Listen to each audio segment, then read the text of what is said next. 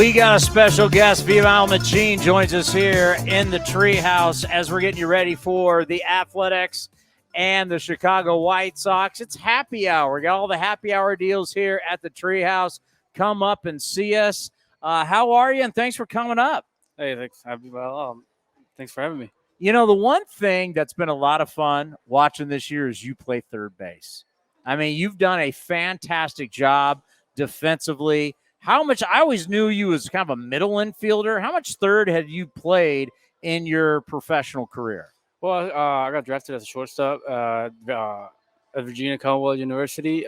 So when I got drafted by the Cubs in 2015, I was mostly second and shortstop. Yeah. And towards the end, before I was Rule 5 by the A's, I started playing first and third. So just coming here and them telling me that I was going to play all over the infield, it didn't take me as a surprise. So, at the beginning, you have to get used to it, especially at this level. But I've been getting a lot of reps and practice and games, so you kind of get used to it.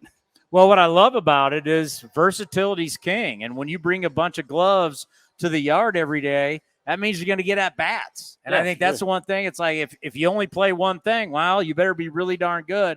A person like yourself that plays all over the diamond, you're going to get a lot of run. Yeah, absolutely. And I feel it's not only me. We got a couple guys like Pinder and Noisy and TK. That we can play multiple positions. It's just a matter of being ready to go.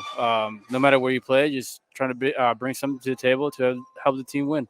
And third base, first base too, but third base, because you've been playing there the most, the hot corner, so different from shortstop. The amount of time that you have, how fast the ball gets in on you, the responsibilities of from playing short and second up the middle compared to playing third. Just talk about middle infield versus corner and how different it is. I mean, it's for me, it's based on angles. And, I mean, you said it, playing third base, you got to be more ready, obviously. Feel like the ball comes at you quicker. A lot quicker. Yeah, than second and shortstop. But like I said, as long as you have a pre-pitch setup that I've been working all year with Emar, you kind of get used to it, like I said at the beginning, and it's just a matter of being ready every pitch. Is there a right-handed hitter this year that comes up and you go, oh, boy, this guy turns on it, whoa, boy? To be honest, two guys, Josh and Stanton, obviously both of those guys crushed the ball at third base, and I mean, it didn't cuff me off guard, but it got into my glove pretty quick. I don't know if you guys saw it, the line drive. I believe it was the second or third game of the series. The Judge hit at me. I kind of tried to catch it, and I ended up missing it. But I mean, we got them out at first. But yeah, those two guys. I mean, we all know they're big. So if they put a good swing on it, it's gonna be hard for sure. You know, today is really a historic day. The changes that they have made that will be implemented next year, why it's so great to have you. I mean, we have Hispanic Heritage Night, which is great, but the fact that you've played with these changes, you've played with the pitch clock, you've played with banning of the shifts. How do you feel about it? Is it a big deal, or do you show up next year going, I've already done this? Well, being in AAA, like you said, most of the year, it was tough at first, especially getting in the box when 19 seconds, I believe it was, or 12, something like that.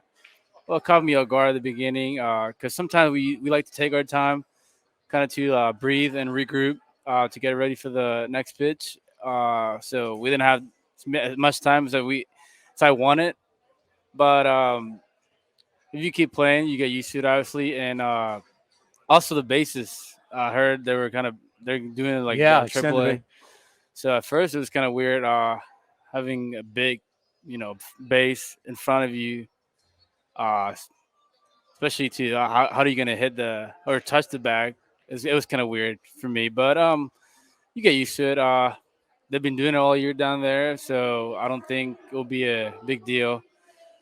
Maybe the shift is something as a hitter you might want to get rid of the shift, but I mean, yeah, it's something that at first is gonna feel weird for some players, but I feel like you can get used to it pretty quick. I mean, I like my chances as a left-handed hitter hitting the ball on the ground when there's two guys there versus 3 or 4. As a left-handed hitter, especially these power guys who have just said, listen, I hit a ground ball, I'm out. Might as well try and lift everything. Now getting a base hit on the ground to the right side, you got to love that. Oh yeah, absolutely. Especially like me as a hitter, I don't like hitting. I don't like to get under the ball a lot. So I'm a kind of like a line drive hitter. So having that is for me is going to be a plus. Sometimes, like you said, you crush the ball to second base, and all of a sudden, the second base is right there and catch it and throw you out first. So I mean, yeah, it'll be nice to get rid of that. To be honest.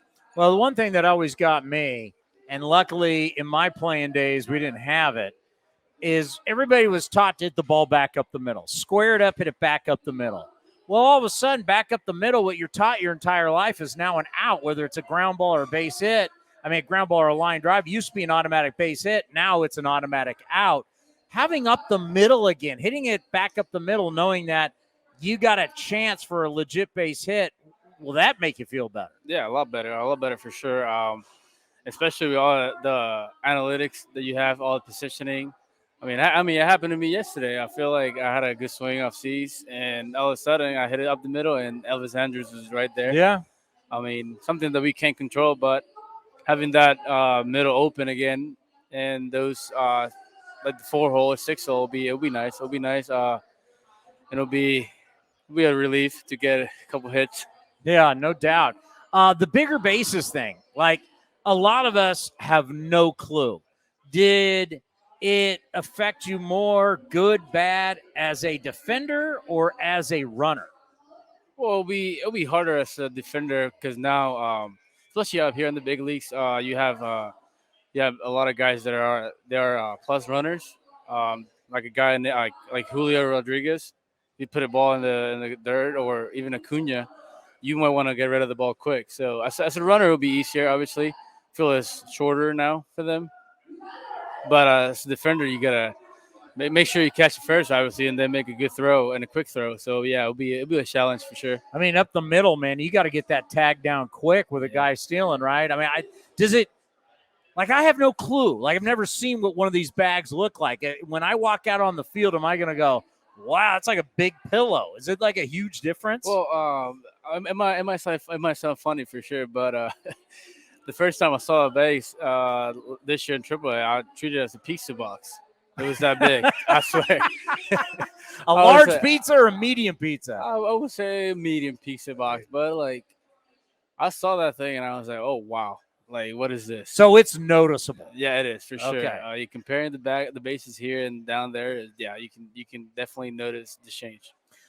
Big night tonight, Hispanic Heritage Night. What does it mean to you playing in this game tonight in front of these fans? It means a lot. I mean, having a day like this, especially all the Latins that are grinding, especially in the minor leagues and here. I mean, to have a night like this is special for us, because for us to show everything that we've been through and all the good things that happen to to a Latin player, helping here in the States an organization to bring something good to the table every day to make something special happen. So having a night like this and play in front of the crowd on a Latin now is something that as a Latin I will never forget. Obviously, it's my first night in the big leagues as a Latin night. So other than the Roberto Clemente night in 2020, I believe it was. So yeah, it's something special for sure. A lot of people don't realize when we have these players come from a different country and don't speak English, and all of a sudden you're thrown in these small towns and you're riding on buses, the grind and what you have to go through, not only to be successful as a player, but just learn how to survive in a foreign land in a different country. People don't realize how tough that is and what certain players have to overcome. Yeah, it's a grind, like you said, especially if you have a family, like you got kids, you don't see them often. That's the first thing that comes in mind, leaving the family in your country. And like me, I'm from Puerto Rico. I have to travel the whole country to get here in Oakland, and having my family in Puerto Rico, 3 hours. I'm 3 hours behind them, so it's tough. Different culture for some players. The language, like you said, you first get here and you don't know what's going on around you. They start talking to you even in baseball, and you don't know what's going on, and you don't want to mess up, So it's tough.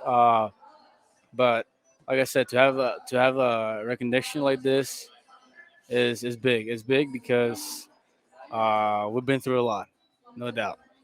Well, we appreciate you stopping by the Treehouse, and you really have the best line. I'm not going to think about that now. When people say, what is this new rule like? And just be like, just think of a medium pizza box. That's what's out there first, second, and third. Yeah, absolutely. It's a medium pizza box for sure. that we have to get used to it again. Hey, thank you very much. Thanks for having Have me. a good game Thank you. tonight. We got Appreciate more it. coming up next right here on A's Cast Live.